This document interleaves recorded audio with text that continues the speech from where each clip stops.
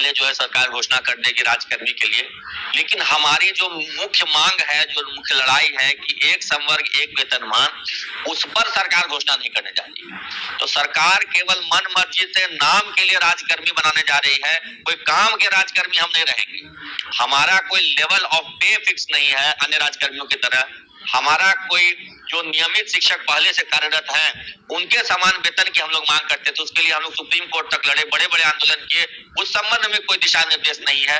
केवल और केवल सरकार एक लॉलीपॉप की तरह राजकर्मी का दर्जा नाम के लिए कि भाई ले चलो इतना हल्ला किए थे वो राजकर्मी नाम ले। तो सरकार की मंशा अगर रहती कि हम शिक्षकों की समस्याओं का समाधान करें, इनको सम्मानजनक एक नियमावली दें, सम्मानजनक वेतनमान दें और विद्यालय में एक संवर्ग हो, आपस में सभी शिक्षक मिलजुल करके अच्छे से पढ़ाएं, तो सरकार उन समस्याओं का, उन आपत्तियों का निराकरण करती है, क्योंकि सरकार ने किया ही नहीं, केवल उसको मेल पे मंगा लिया। और मुझे नहीं लगता कि वो खोल के पढ़ा भी गया कि जो बीपीएससी भर्ती ली जा रही थी उसमें सेवा निरंतरता, वेतन संरक्षण, वरीयता, इन सब का कहीं कोई जिक्र नहीं था।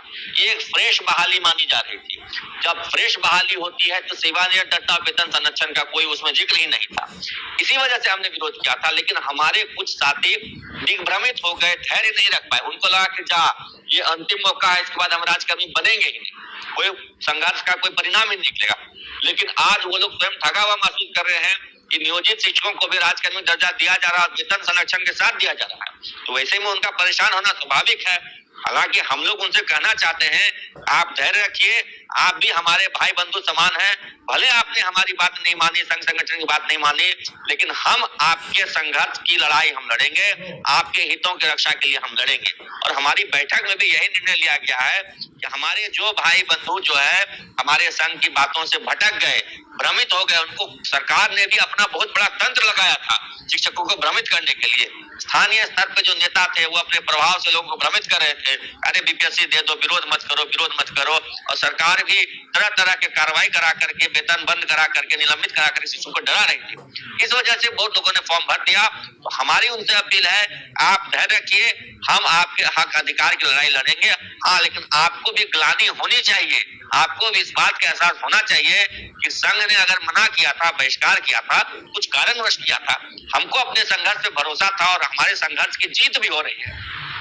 ऐसे में आपको धैर्य रखना होगा और धैर्य रख करके संघ का साथ देना होगा, तभी आपको वेतन संरक्षण, सेवा निरंतरता का लाभ मिल पाएगा।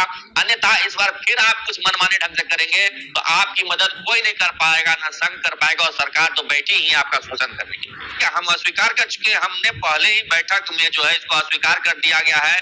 हमारे संघ का स्पष्ट निर्णय है कि हम उसको एक ही शर्त पर स्वीकार करेंगे कि सभी शिक्षकों को, नियोजित शिक्षक जो परीक्षा पास करेंगे उनको अध्यापक संवर्ग में समाहित किया जाए, उनका समायोजन वहां हो। एक ही विद्यालय में दो नियमावली नहीं चलेगा, एक ही नियमावली हो, एक ही संवर्ग हो, तभी हम स्वीकार करेंगे। अन्यथा हम इसका विरोध करेंगे, कानून से लेकर सड़क तक हम इसके खिलाफ लड़ेंगे।